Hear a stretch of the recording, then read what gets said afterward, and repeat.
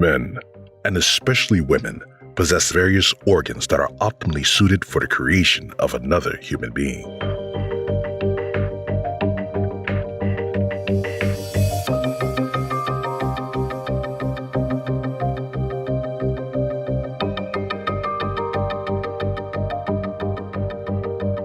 The ovary possesses about 500,000 eggs embedded in follicles. Several follicles, and therefore eggs, mature in each cycle. The dominant follicle grows to about 2 centimeters, and the fimbriated end of the fallopian tube, which eventually catches the egg, moves to the site of ovulation.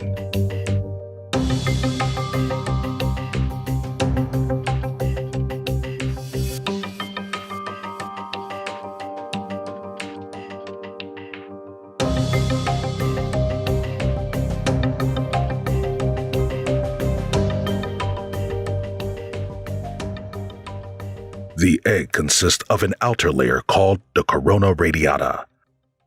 Underneath is another protective layer, the zona pellucida. Both layers must be penetrated by the sperm cell in order to reach the cell nucleus that contains 23 different chromosomes.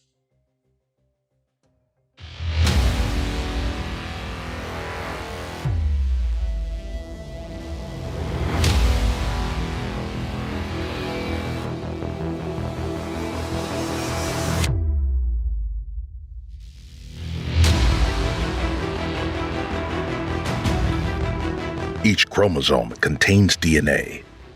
DNA is the blueprint for building our body cells. Eye color, body size, arrangement and function of our organs. It's all in there.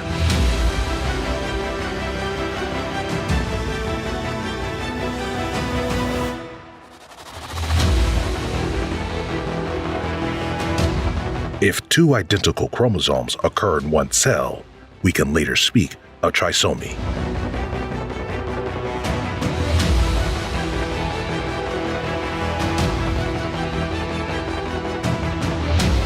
The egg cell is transported inside the fallopian tube with the help of cilia and mucus produced by glands in the walls of the fallopian tube. Additional contractions of the muscle layers help to transport the ovum.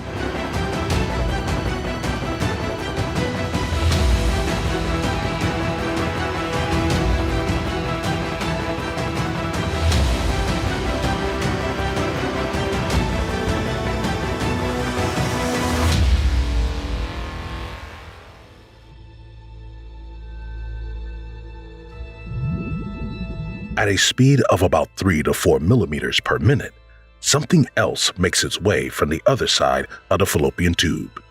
Sperm cells, thousands of them, and barely visible. They all have only one goal: reaching the ovum.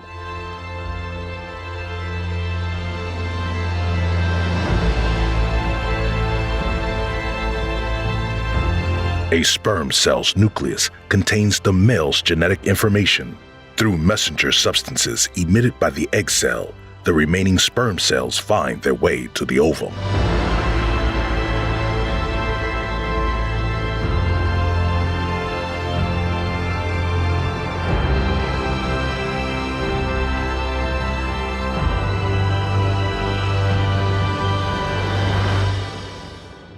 The goal of all sperm cells is to penetrate the 2 outer layers to reach the chromosomes.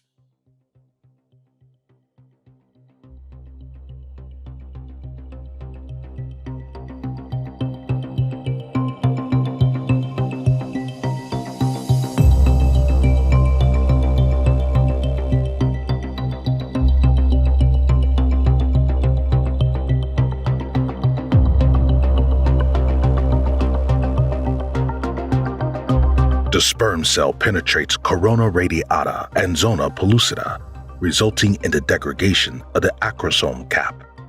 Upon entering the cytoplasm, fertilization occurs, resulting in activation. Activation causes, among other things, a structural change of the zona pellucida so that no further sperm can penetrate. In addition, activation causes the ovum to complete its second maturation division. In this process, the sister chromatids are pulled into opposite poles, and a female pronucleus and a polar body are formed.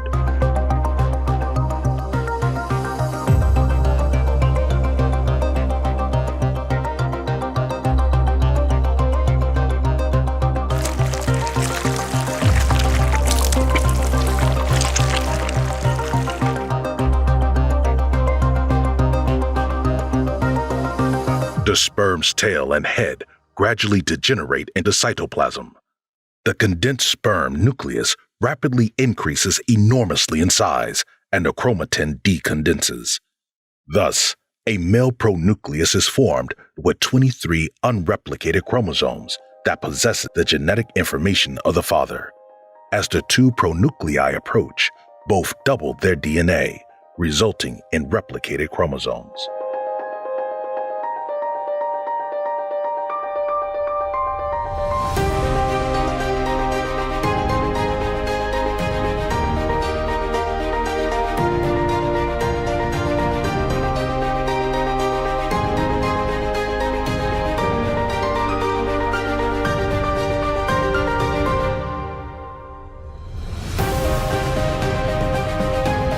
Finally, syngamy occurs, in which the pronuclei dissolve and the chromosomes of male and female are properly aligned in the spindle apparatus.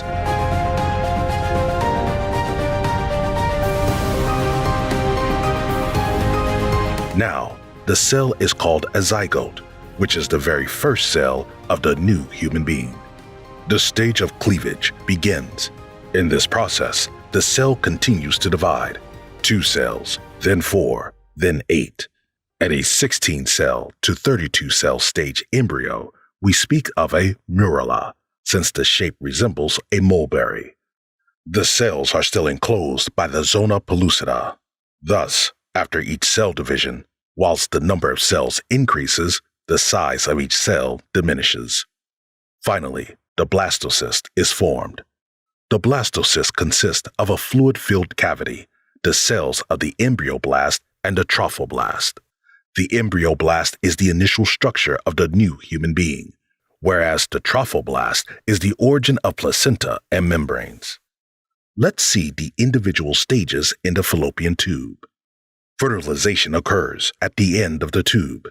The first cell division takes place about a day after fertilization. Eventually, further cell divisions happen, forming the murula. And in the uterus, the blastocyst is created. At this stage, the mucous membranes of the uterus or womb has already been prepared for the implantation of the blastocyst.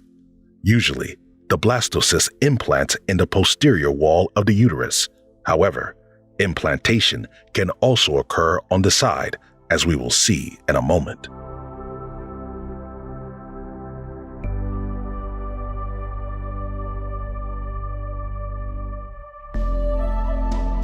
The blastocyst floats in the protective and nourishing uterine mucus.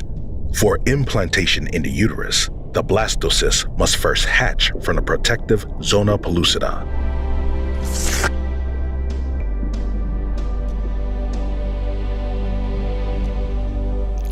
Then the blastocyst burrows further and further into the uterine lining, like a parasite.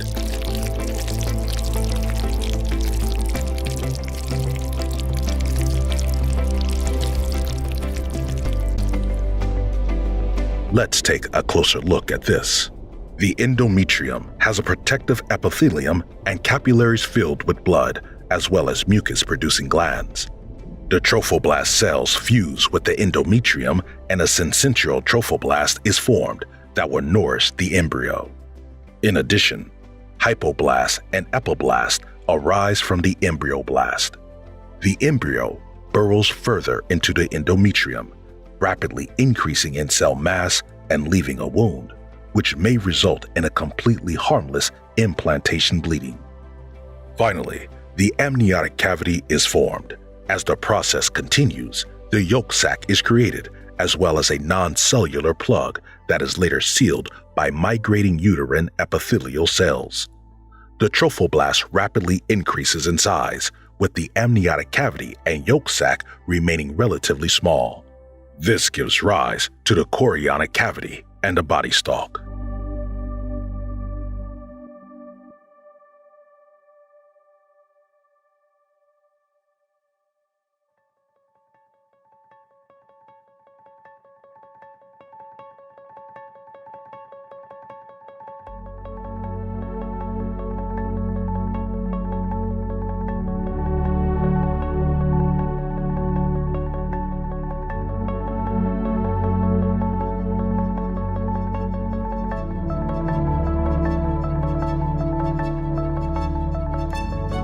Three germ layers form from the primitive streak and node. This process is called gastrulation. The germ layers ectoderm, mesoderm, and endoderm eventually differentiate into various tissues and organs.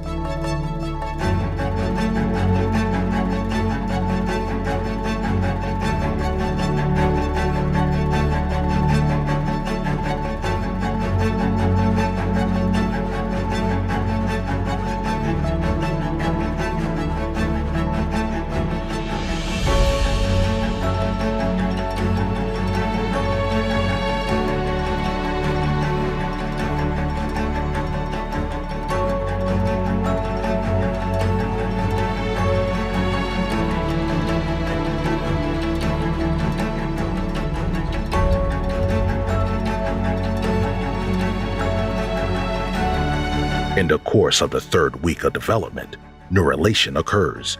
At that time, the foundation for the central nervous system is laid. The neural groove is formed, closing from the center to the sides. At the sides, small bumps called somites can be seen. The neural groove becomes the neural tube, which later forms, for example, spinal cord and brain.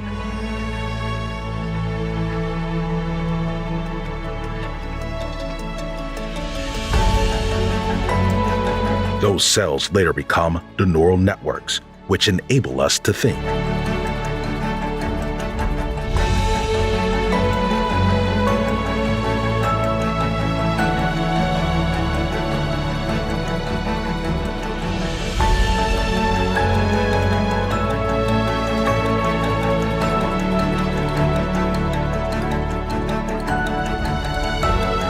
In the fourth week of development, this process is almost complete. The embryo is still in the amnion, which is filled with amniotic fluid that has numerous functions. The optic placodes, which are the basis for the inner ear, can be seen, and the heart is already pumping blood through the intra-embryonic blood vessels.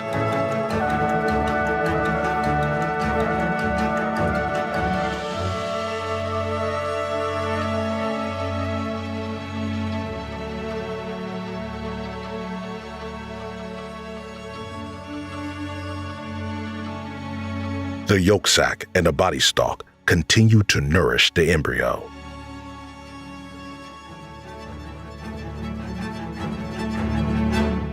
The chorion is the outer membrane and is connected to the body stalk. The chorionic villi are surrounded by maternal blood. This allows them to carry nutrients to the embryo and nourish it. We'll see more on this later.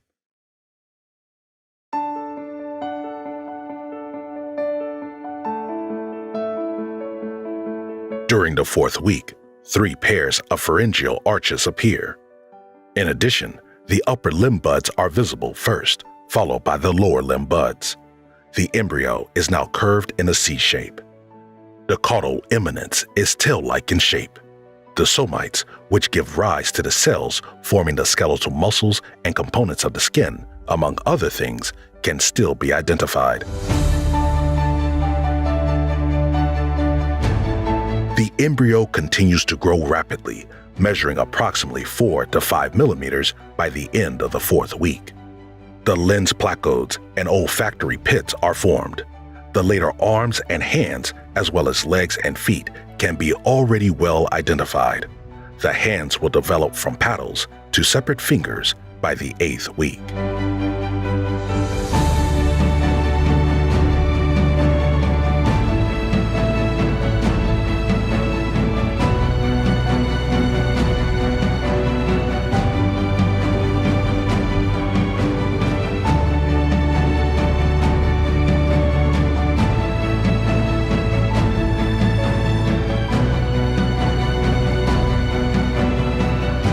The embryo is about 23 millimeters long by the middle of the 8th week.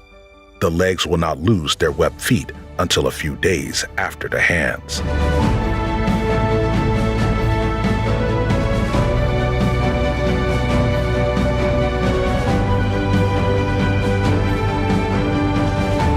Embryogenesis turns into fetogenesis in the 9th week, and in the 3rd month, that is, from the 12th week on, the fetus already has a human-like appearance.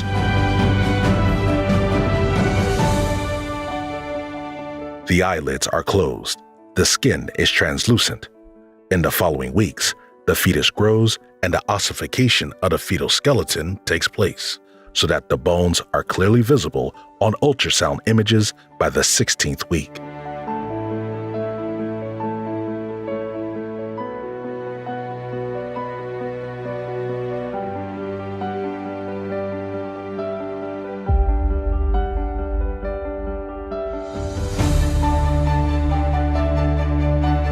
In addition, the body is completely covered with downy lanugo hairs, which help, among other things, to keep the vernix secreted by dedicated cells on the skin.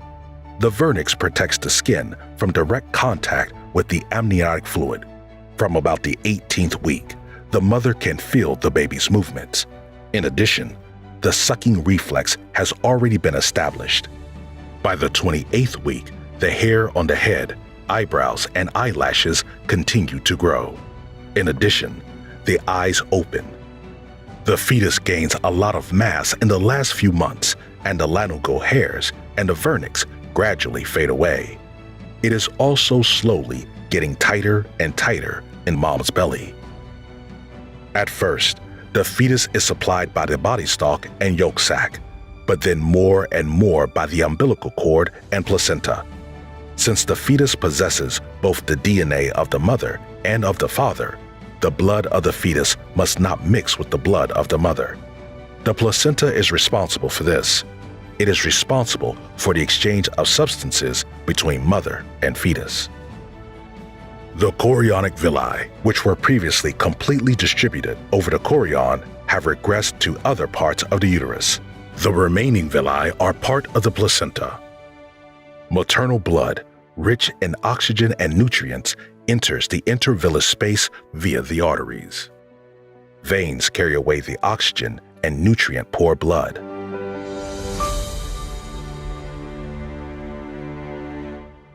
The chorionic villi extract oxygen and necessary nutrients from the mother's blood. Nutrients include carbohydrates, amino acids, fats, vitamins, and iron. Oxygen and nutrients are then transported to the fetus via the veins with the help of the umbilical cord. However, waste products also reach the villi via the arteries. This allows the fetus to release its waste products, such as carbon dioxide and urea, into the maternal blood. The mother's organism then takes over the excretion of these substances. After about 38 weeks, the fetus is fully developed. It measures 50 centimeters and weighs around 3,000 grams. The birth takes place now or in the next 2 to 4 weeks.